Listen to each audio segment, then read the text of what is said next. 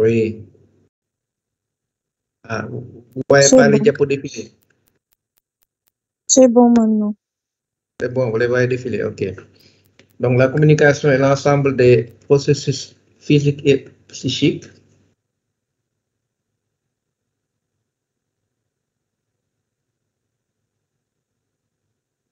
par lesquels s'effectue l'opération de mise en relation d'une ou de plusieurs personnes avec un émetteur, voilà, celui qui envoie le signal, et vers une ou plusieurs personnes qui vont être les récepteurs en vue d'atteindre certains objectifs.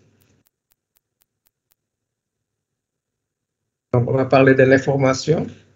L'information qui, selon plusieurs modèles, notamment ceux proposés par certains auteurs, dont Laswell et Shannon, qui proposent un schéma linéaire avec un émetteur, un message, un médium, c'est-à-dire l'outil qui véhicule le message, et un récepteur. Et le tout, comme objectif visé, c'est d'avoir un impact. Donc, pour que le message soit précis, clair, il faut être concis. Donc, il faut déterminer qui dit quoi, par quel moyen et avec quel effet. Et Wiener propose un schéma circulaire avec rétroaction, feedback qui favorise, favorisé par l'émetteur. Donc là, on a ce modèle où l'émetteur envoie un message, okay, et ce signal-là qui est destiné au récepteur qui va le capter. Donc, qui peut être amplifié ou pas selon l'outil utilisé. Et donc, un exemple de message qu'on voit ici. Okay. Donc, est-ce que vous pouvez me dire ce que vous voyez sur cette image?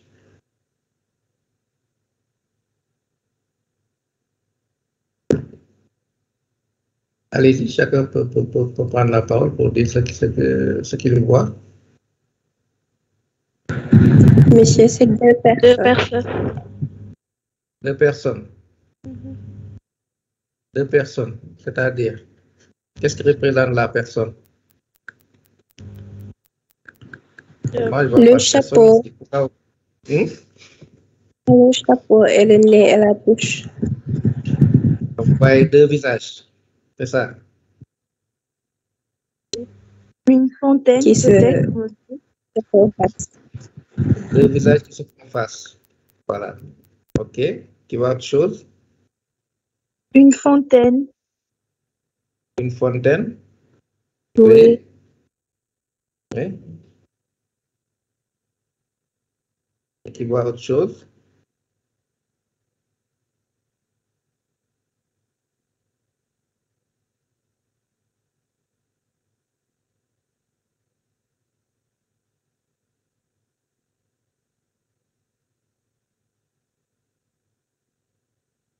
C'est tout?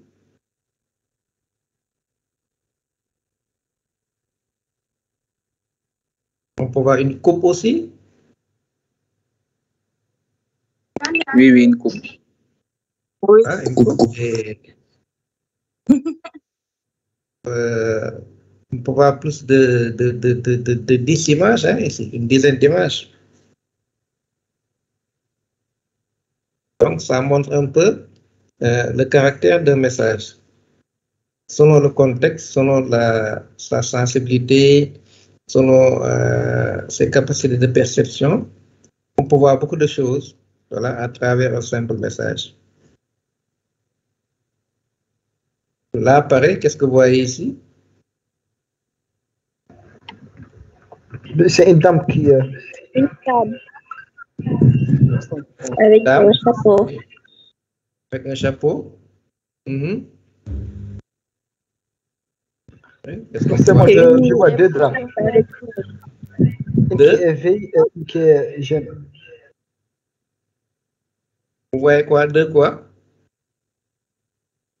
Deux femmes. Une qui est gel Mhm. et l'autre un peu. Et l'autre? Voilà. Ouais, et une femme Je jeune, pense que c'est vieille. une femme plus âgée. Un vieux. Hmm? C'est ça?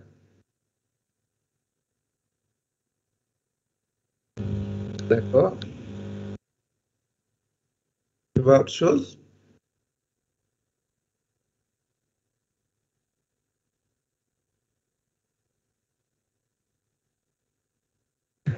Monsieur, les cheveux là ressemblent à une montagne.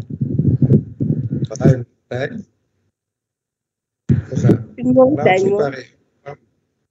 On voit beaucoup de choses, ok, sur une image, donc un message qu'on peut transmettre. Et ça dépend de, voilà, comme je disais, de la sensibilité du récepteur, de ses dispositions. Donc maintenant, c'est pareil, comme ça se passe dans la vie courante. Quand on communique avec quelqu'un, donc on envoie un signal et ce signal-là peut être perçu de façon différente par la personne. Donc là, pareil, voilà, on peut voir beaucoup de choses. Donc, voilà, c'est un message qui est émis. Voilà. Donc là, c'est un circuit plus complexe. OK? Plus complexe avec l'émetteur qui émet le signal, qui peut être amplifié par le canal, le moyen de transmission, et qui arrive au récepteur. Et le récepteur qui va faire un feedback aussi à l'émetteur. Maintenant, cette complexité de la transmission mise en évidence, on va maintenant aborder les facteurs psychologiques intervenant dans la communication. Donc, on sait que les moyens de communication ne sont pas seulement verbaux, mais aussi corporels. Donc, le corps aussi parle. Okay? Si vous voyez les grands orateurs, vous verrez que voilà, tout est pondéré. Les mains participent à l'expression verbale, le corps aussi. Donc, rien n'est laissé au hasard, tout est mis à contribution pour faire passer le message. Donc, pour dire que le message n'est pas seulement verbal, mais il comporte aussi une composante corporelle. Et les niveaux de langage aussi comptent avec les métaphores qui peuvent être utilisées. Donc, ici, c'est entendre ce qui se dit, mais pas seulement ce que l'on veut dire. Okay? Donc, l'exemple, c'est quand on dit celui-là, j'en ai plein le dos, ou il me casse les pieds. Donc, la métaphore utilisée dans le langage permet de mieux catégoriser le langage, de mieux faire passer le message qu'on veut transmettre. Par exemple, quand on dit qu'il fait chaud, okay? Et quand on le dit avec des métaphores, on peut dire il fait une chaleur de plomb. Okay?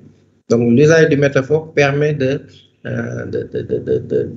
donner plus de sens au message et de mieux nuancer ce que l'on veut dire.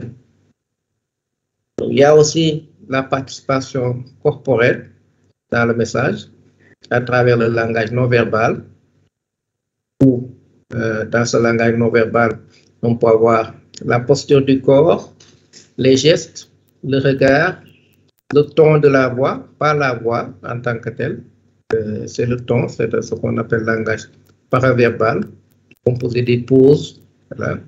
Le fait d'insister sur certains mots, le fait aussi de moduler l'intensité de la voix. Donc tout ça va entrer dans le cadre du langage non verbal. Ensuite, une autre dimension qui est prise en compte dans la communication, c'est la distance corporelle, ce qu'on appelle la proximité. Donc, c'est l'étude de l'espace. On sait qu'il existe plusieurs espaces, à savoir la distance intime, okay, que seuls certains proches peuvent franchir. Donc, un inconnu, vous ne lui permettez pas de s'approcher très près de vous, parce qu'il y a cette distance-là qui ne lui appartient pas. Il y a la distance personnelle. Okay? Et donc, cette distance-là s'éloigne. Okay? Plus il n'y a pas de... Plus il manque de familiarité avec la personne, plus cette distance s'éloigne. Donc, du coup, la distance personnelle devient plus grande et la distance publique est encore plus éloignée. Donc, ça aussi sont des dimensions à prendre en compte dans la communication. De même que les données sensorielles. Et selon Saphir, je le cite, c'est à partir des données sensorielles que naît chez les vertébrés l'attirance et la répulsion, phénomène en apparence irrationnel et qui semble intervenir à l'orée de toute relation. Donc, c'est le ressenti qu'on a. Okay? Quand on est avec une personne, qui peut varier selon qu'on soit avec telle personne ou avec telle autre.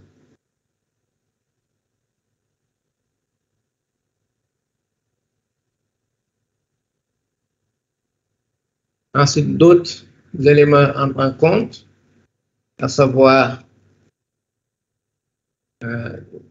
l'implication directe de celui qui communique.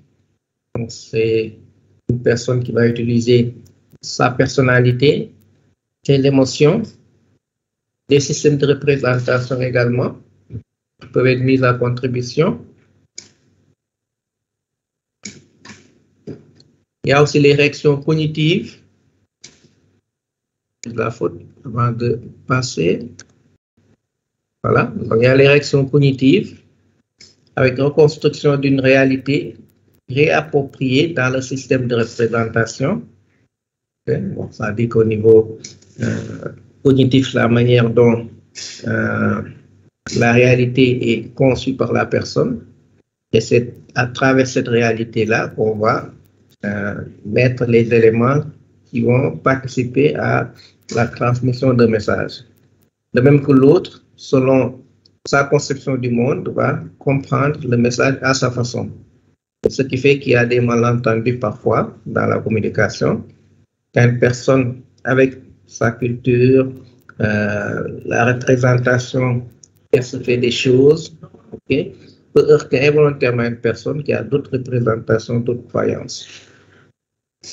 Et ici, on peut noter 3 facteurs essentiels, à savoir la représentation de soi et l'image que l'individu se fait de lui-même. On en avait parlé dans la dynamique de groupe. Oui, allô? Vous avez changé de diapositive ou bien?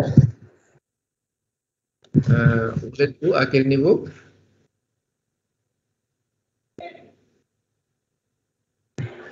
Le langage non verbal. Comment? L'écran est noir. L'écran est noir, ok. Langage non verbal, compréhension, etc.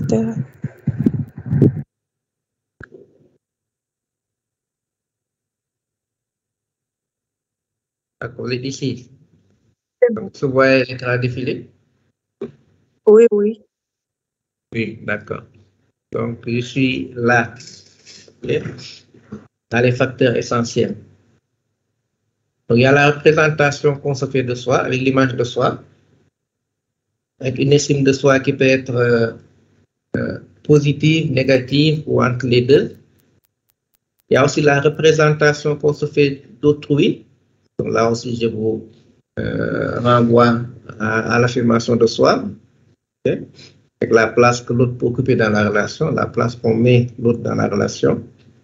Il y a aussi la représentation de la tâche à accomplir avec adoption de certains types de démarches cognitives, donc, qui rejoint le mode de raisonnement.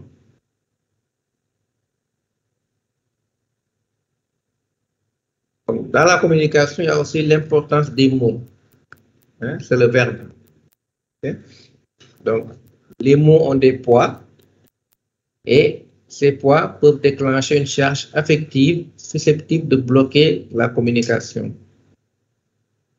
Okay? Donc, c'est un peu comme la représentation cognitive que la personne a. Okay? Certains mots, selon l'histoire personnelle d'un individu, peuvent avoir peuvent créer des résonances chez la personne. Quand on parle de résonance, ça veut dire que ça peut créer des réactions émotionnelles très fortes. Okay? Et ces réactions-là sont dues au parcours de la personne. Peut-être une personne qui a été traumatisée. Donc, tous les éléments qui entrent dans le traumatisme peuvent être réveillés par certains mots qui vont renvoyer au contexte de son traumatisme. Maintenant, on va parler de l'attitude et de l'attention du médecin. Donc, ce sont certaines façons de faire que le médecin doit avoir dans sa pratique de tous les jours envers le patient. Et parmi ces notions, on peut parler de l'empathie, de la connotation positive et de l'écoute active. Bon, la liste est non exhaustive, okay? Donc on a choisi de parler, de développer ces trois notions. Mais dans la réalité, il en existe beaucoup d'autres. Hein? Mais voilà, c'est un choix qu'on fait. Et d'abord, l'empathie. Je pense que l'empathie, on l'entend tous les jours, on en entend parler tous les jours. Mais l'empathie va être une notion très difficile à définir. Très difficile à définir parce que l'empathie est une attitude. Une attitude. Okay? Donc, c'est difficile de décrire un ensemble d'attitudes par voilà, quelques mots ou bien par une phrase. C'est pour ça que ça peut être un fourre-tout où on met beaucoup de choses. Mais l'empathie, c'est un vécu. On le vit. Okay? Tant qu'on ne l'a pas vécu, on n'est pas capable de mettre les mots qu'il faut. Donc, ça veut dire que la conception qu'on a d'une empathie, elle varie aussi selon l'expérience qu'on a. Plus on acquiert entre guillemets de la sagesse, plus on est capable de comprendre certains mots. Maintenant, pour définir l'empathie, on va définir, à l'instar de l'affirmation de soi, d'autres attitudes, d'autres comportements. D'abord, la réaction apathique. Donc, l'apathie qui consiste à négliger l'émotion de son interlocuteur. Et si l'émotion n'est pas perçue ou pas reconnue, et cela peut aggraver un état émotif négatif et engendrer une rupture de relation. C'est une réaction assez violente. Okay? Et la personne victime de l'apathie d'autres personnes aussi peut peut le vivre très mal, à juste titre. Donc, quand on néglige l'autre dans la relation, c'est toujours compliqué pour l'autre, bien sûr. Ensuite, il y a la réaction antipathique. Ici, l'antipathie ne va pas négliger, mais plutôt minimiser ou même contrer les émotions de son interlocuteur. Il ne va pas tenir compte de ses émotions. Et si l'état émotionnel de l'interlocuteur a été entendu, il n'est pas, en tout cas, respecté, et là encore, il peut y avoir une rupture dans la relation.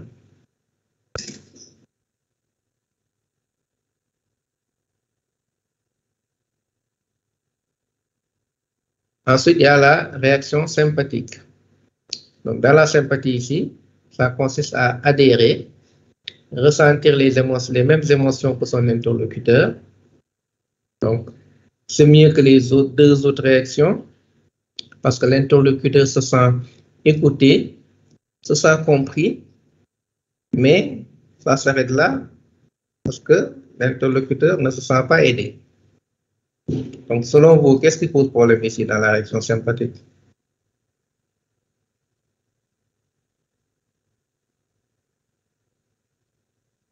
Vous pouvez répondre à la question, s'il vous plaît? Dans la sympathie, on adhère, on ressent les mêmes émotions que l'autre. Donc, du coup, ça fait du bien à l'autre parce qu'il se sent écouté, compris, mais ça s'arrête là.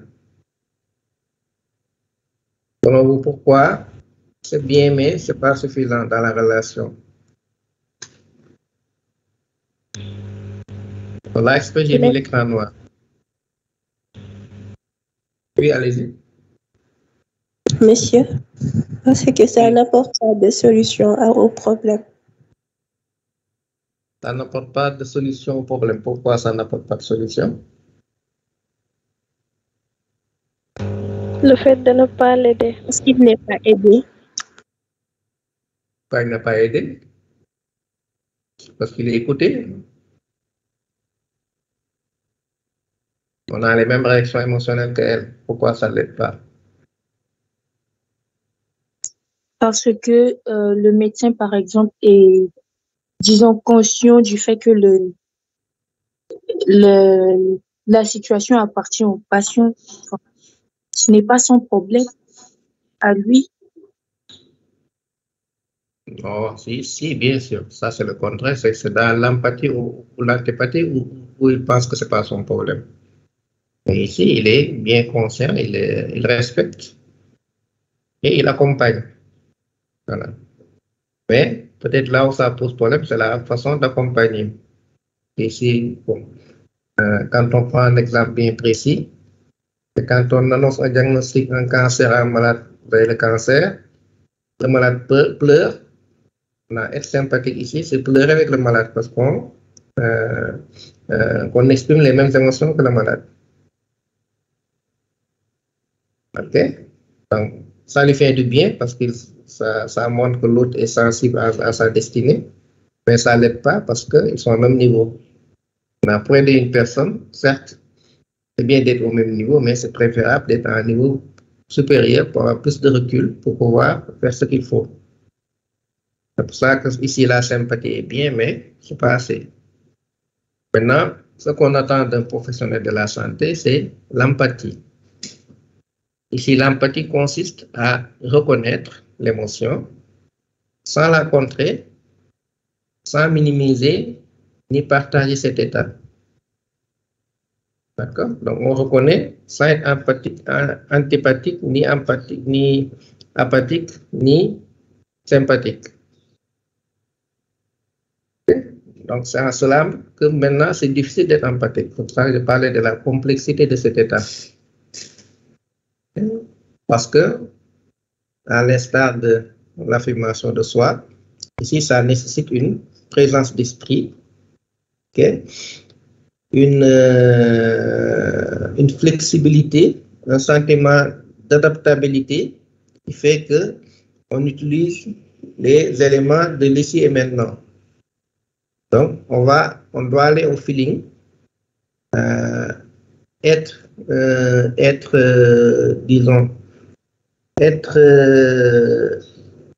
rester collé à l'ambiance du moment, okay? Et s'inspirer de ce temps-là pour avoir une attitude adaptée. Ça veut dire quoi? Ça veut dire que quand on est empathique, on n'a pas une réaction stéréotypée. On n'utilise pas toujours les mêmes termes. On n'a pas toujours le même sourire. On n'a pas toujours la même posture. Okay? Donc, rien n'est importé. On réagit selon le moment. Et quand on parle d'émotion, donc vous avez fait le cours sur l'affectivité et ses modes d'expression, l'émotion, c'est une réaction du moment. Donc, c'est l'environnement qui interagit avec la personne, qui crée une émotion. Donc, pour pouvoir gérer cette émotion, il faut être ouvert à l'ambiance qui a déclenché l'émotion. D'accord? Donc, tout ça nécessite une ouverture, une présence d'esprit qui permet d'avoir les bonnes attitudes pour réussir à être empathique. Donc, si on résume un peu tout ce qu'on a dit, l'apathie qui correspond à l'indifférence, on néglige l'émotion de l'autre. L'antipathie à l'incompréhension, où on est contre l'émotion de l'autre. C'est un peu quand on dit non, il ne faut pas pleurer, un homme ne doit pas pleurer. C'est une réaction typique antipathique. De la sympathie, la compassion, où on adhère à l'émotion de l'autre. Et l'empathie, où on aide parce qu'on reconnaît l'émotion de l'autre. Donc, ça semble assez banal, mais le fait de reconnaître l'émotion, c'est déjà un premier pas vers le soutien. Et l'intérêt d'être empathique, c'est que la personne à la fin se sent écoutée, comprise et aidée. Contrairement à l'apathie, où la personne n'est ni écoutée, ni comprise, ni aidée, l'antipathique ou la réaction, ou la personne écoutée, mais n'est pas comprise ni aidée. La réaction sympathique où la personne se sent écoutée, se sent comprise, mais ça s'arrête là. Okay? Donc, d'où l'empathie qui est la meilleure attitude à avoir quand on est impliqué dans une relation d'aide, parce que elle permet de comprendre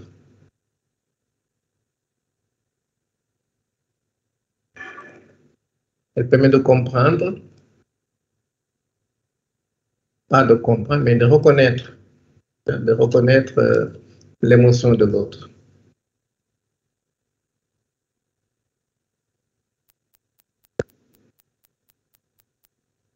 Donc,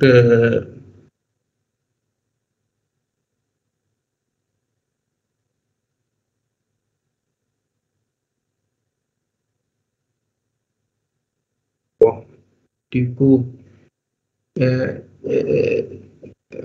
que vous avez compris la différence ou bien l'importance de l'empathie ici?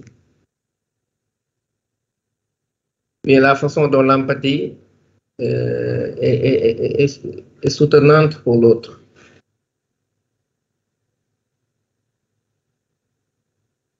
On a compris. D'accord.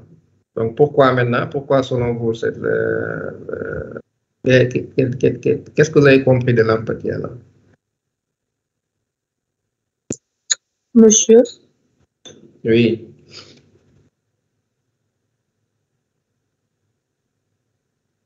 Oui, je vous écoute. pour moi, Oui. j'ai compris que l'empathie est un sentiment que le médecin doit pratiquer.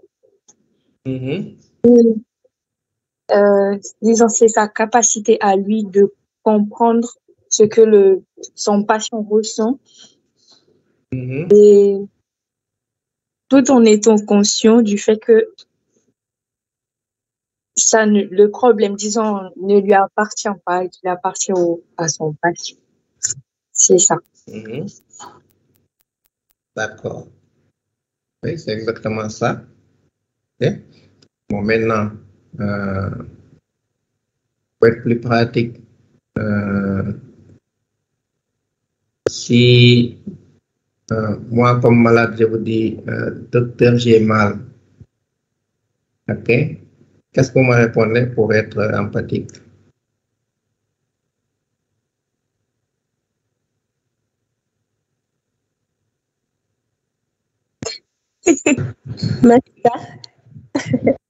Oui. C'est ça, les malades vous le diront tout le temps. J'ai mal, je souffre, je ne dors pas. Là, je vous dis seulement que j'ai mal. Vous me dites quoi? Peut-être je pourrais demander où se situe le mal pour voir, je sais pas. Oui. Ensuite, bah, vous savez, vous dites quoi?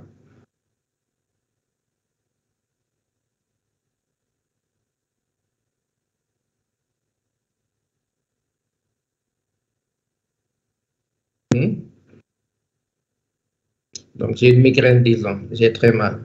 Qu'est-ce que vous me dites? Massa? Massa. Ok, massa. Maintenant, massa. Hein? C'est quoi massa pour ceux qui ne comprennent pas le wolof? Ah, monsieur, moi, je ne suis pas sénégalaise. Ah, tu n'es pas sénégalais. Qu'est-ce qu'on t'a dit Non, non. du massa? Que ça voulait dire que ça va aller, du courage, enfin, quelque chose comme ça. D'accord. Bon. Maintenant, massa n'est pas empathique, justement. Donc, c'est un terme qu'on dit, c'est comme la femme qui accouche ici, on lui dit, il faut dire yalatif. Vous allez dans les salles d'accouchement. Yalatif, c'est parmi les noms de Dieu. ça fait appel à la part bon, c'est pas plus trop, il y a beaucoup de nuances dans ces noms. Celui qui, les dames, vous pouvez m'aider, s'il vous plaît, par rapport à relatif. Car c'est les premiers mots que les femmes qui accouchent après. Donc, c'est pour faire appel à la clémence, un peu quelque chose comme ça, on peut dire, hein, pour diminuer la douleur que la femme ressent. Comment? La douceur. La douceur, ok. Donc, c'est pour dire que c'est un terme générique qui englobe beaucoup de choses, mais ça s'arrête là. Ok? 1000 personnes qui vont avoir mal, vous allez tous leur dire massa. Donc, voilà, ça s'arrête à ça. Et comme j'ai dit, dans la relation empathique, ce n'est pas une relation qu'on colle à tous les contextes. Okay? Donc, massa, c'est social. Bon. Et d'habitude, toutes ces expressions culturelles, sociales, hein, quand on y va de plus près, toutes ne sont pas empathiques. Ce sont des thèmes génériques qu'on colle, voilà, qu'on ramène chaque fois de façon invariante. Hein. Donc finalement, ça devient voilà, quelque chose d'assez, voilà, ça s'approche plus de la sympathie, okay, mais ça s'arrête là, ça va pas plus au profond et ça permet pas de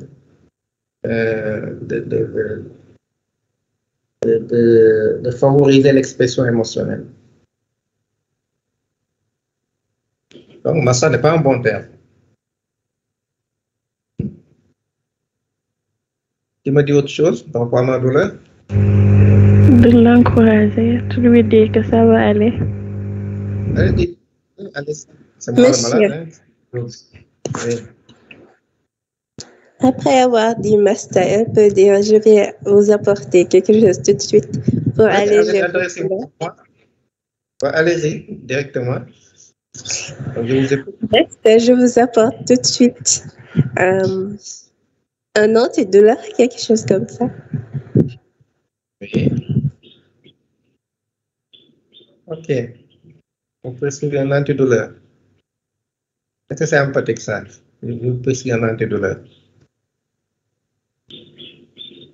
Monsieur, je vous apporte des... N'oubliez pas qu'on traite des émotions.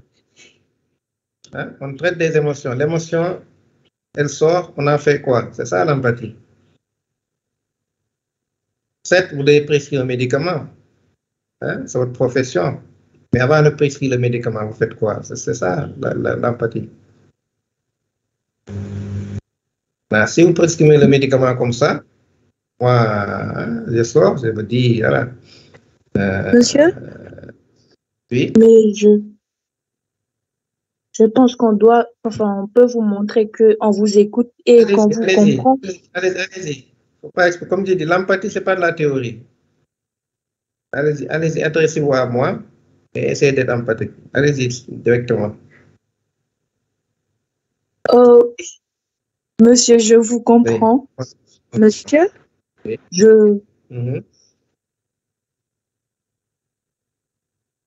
Je comprends ce que vous ressentez, par exemple. Enfin.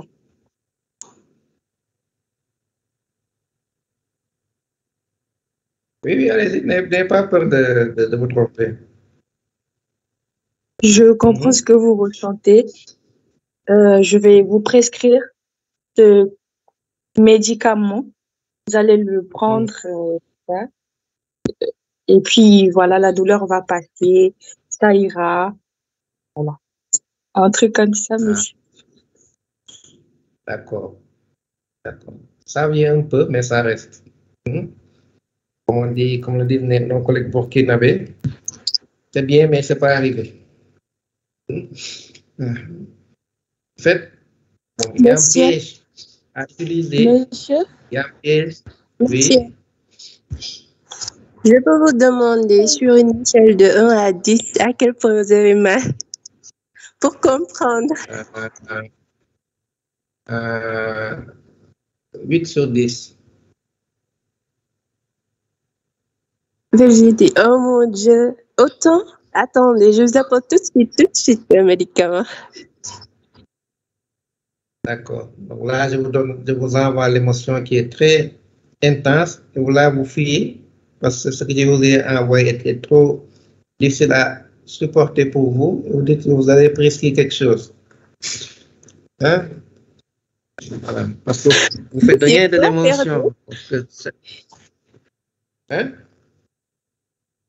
Donc, vous comprenez quand je dis que c'est difficile d'être empathique maintenant.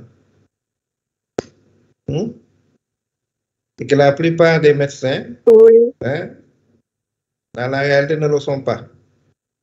Parce qu'ils ne comprennent pas. Voilà.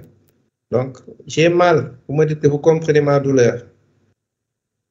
C'est bien, mais c'est un couteau à double tranchant. Parce que, bon, j'ai parlé d'accouchement tout à l'heure, je reviens sur la douleur de l'accouchement. Une femme qui est en train d'accoucher, l'homme gynécologue vient et dit, Madame, je comprends votre douleur. Est-ce que vous le croyez? Non, non. Oui. Oui. Pourquoi le malade ne va vous croire quand vous lui dites que vous comprenez sa douleur? Et plus la douleur est intense, plus le malade ne vous croit pas. Parce que le vécu de la douleur est un vécu intime. Oui. Monsieur, on peut dire quelque chose comme pour le cas de votre migraine, que les migraines font mal tellement. Je me rappelle qu'un jour j'avais une migraine, ça me faisait tellement mal. Attendez, comme ça. Faut bien? Ah, ouais, ça c'est la sympathie. Au même niveau que moi. Je me dis très bien, elle avait eu mal comme moi, mais maintenant, voilà, en quoi ça m'aide maintenant? Ensuite, je vais vous apporter un médicament. J'apporte le médicament. D'accord. Bon, on va voir ça tout à l'heure dans la relation médecin-malade. On dit que le médecin, c'est le premier médicament. Et quand on sort du cabinet, du bureau du médecin, normalement, on est guéri à 75%. D'accord? Donc, ça veut dire que le médecin ne doit pas... c'est bien les médicaments, mais les médicaments, tout le monde peut le prescrire. Vous-même, par automédication, vous pouvez prendre un médicament. Donc, le médicament, c'est une valeur ajoutée. C'est facile de prendre un médicament. Donc, l'idée, c'est que même quand le patient sort, quel que soit l'état dans lequel il est entré, qu'il sorte, voilà, rassuré. Et ça, c'est l'empathie qui le donne. C'est très simple. Il ne faut pas être trop prétentieux. Donc, même l'ordonnance là dont vous faites référence, il peut le prendre et que le médicament ne soit pas efficace. Donc, tous les médicaments ne sont pas efficaces. Le médicament peut marcher chez un patient et n'avoir aucun effet chez un autre patient. OK? Donc, du coup, ici, ce qu'on demande au médecin, c'est de dire, j'imagine votre douleur, j'imagine votre souffrance. Et quand on dit à quelqu'un, on imagine son état, donc c'est très simple, et vous ne mentez pas, parce que c'est une réalité, seulement une imagination. OK? Donc, quand vous parlez comme ça, il n'y a pas moyen de faire mal à l'autre. L'idée, le fait d'être empathique, c'est de ne pas faire mal à l'autre. OK? Donc, j'imagine votre réaction, j'imagine votre détresse, parce que ce n'est pas facile d'avoir mal tout le temps, bien d'avoir une crise migraineuse, mais je vais faire de tout mon possible pour vous aider à calmer cette douleur-là. D'accord? Donc, c'est simple, vous le dites, OK? Vous ne heurtez pas la personne, vous accueillez l'émotion qu'elle exprime, et la personne, voilà, ne dit pas est guérie, mais elle est rassurée. Parce que vous ne faites pas plus de mal aux patients. C'est ça le principe du primum non serré. Avant tout, ne pas nuire. Maintenant, la nuisance, elle n'est pas seulement physique, elle est émotionnelle aussi. Quand on n'accompagne pas l'émotion de quelqu'un, on le nuit. OK? Donc, du coup, on ajoute du mal à son mal. Le médecin n'est pas là pour ça. D'accord? Donc, je vous renvoie encore sur le cours sur l'affectivité et les modes d'expression. Okay? L'émotion, c'est ce qu'il y a de plus profond chez une personne. Okay? Et le fait de prendre en compte l'émotion de l'autre dans sa relation, okay? Et déjà, voilà, une chose malheureusement qu'on ne nous apprend pas dans notre éducation, okay? Qu'on cultive pas naturellement aussi, mais c'est un enjeu ô combien important dans l'interaction avec les autres. Okay? Voilà. Donc c'est pour ça que je dis l'empathie sont des mots, mais c'est dans la pratique, dans l'exercice qu'on découvre ce que c'est et qu'on découvre la puissance de l'empathie. Quand on échange avec les patients, quand on s'exerce à ça et qu'on voit l'impact que ça a avec nos patients, c'est ça qu'on comprend en fait pourquoi à chaque fois on parle d'empathie.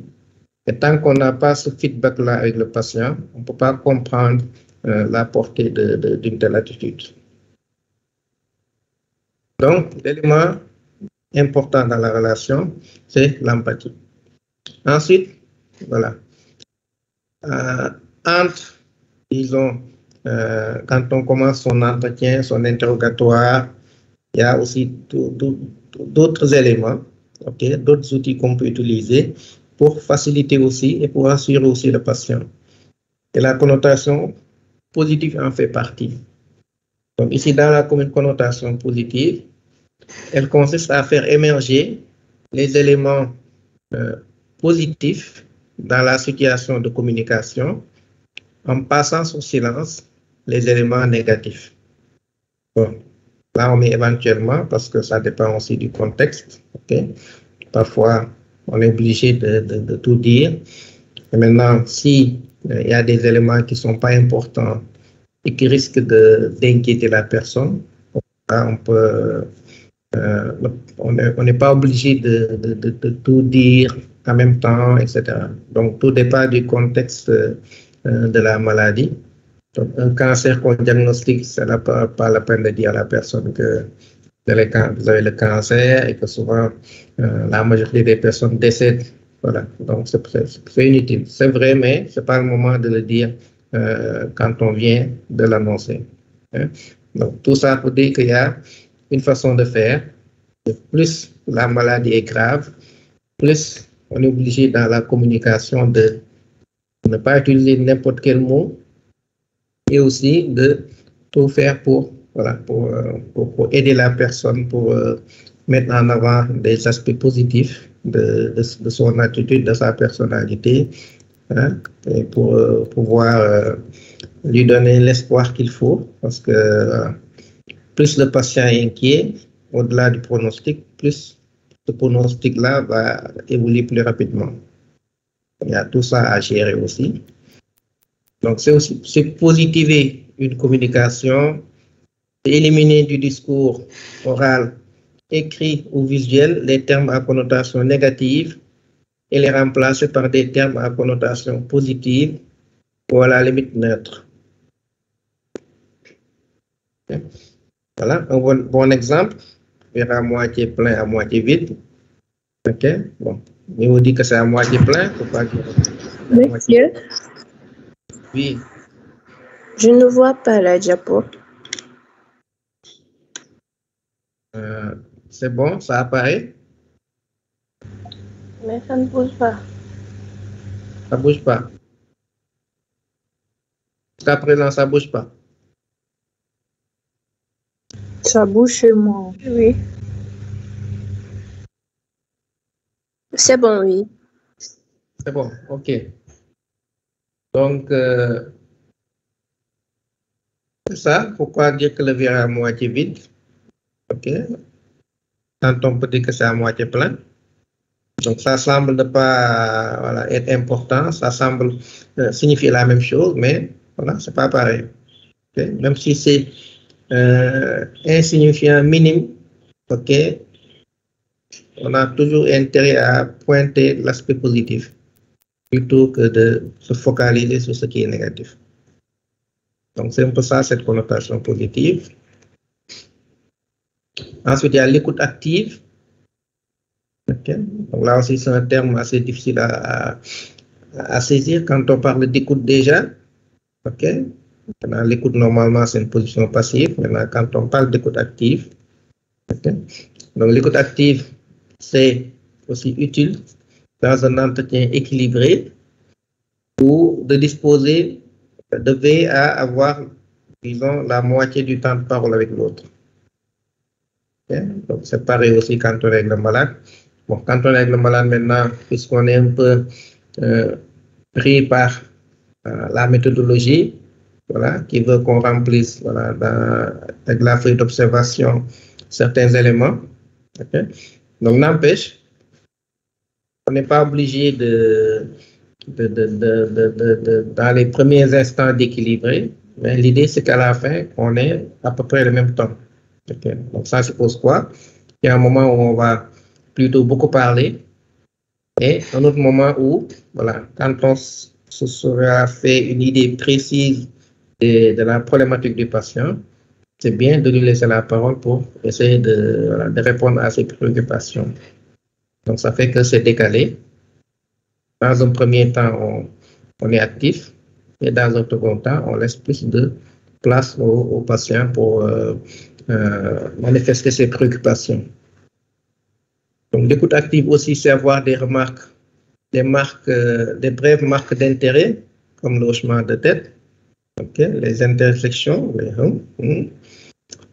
un contact visuel qui signifie clairement notre présence dans l'échange qui est en train de se passer, c'est regarder la personne.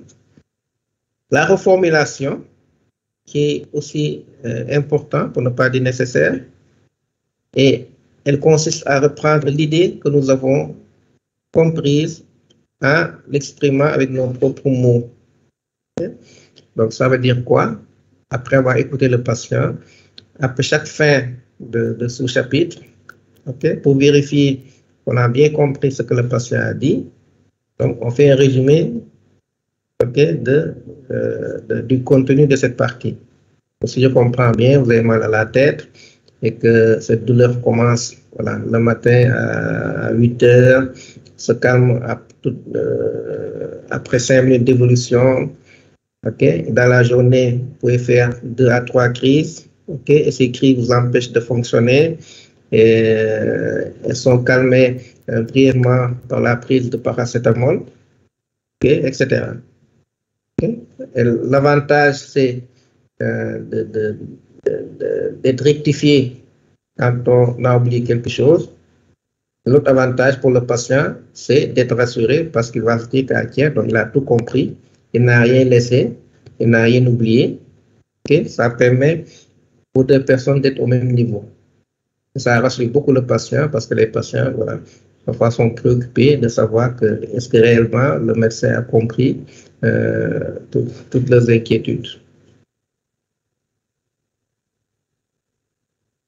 C'est aussi formuler des questions ouvertes ou fermées et l'interlocuteur va se sentir mieux compris et les risques d'interprétation seront d'autant diminués.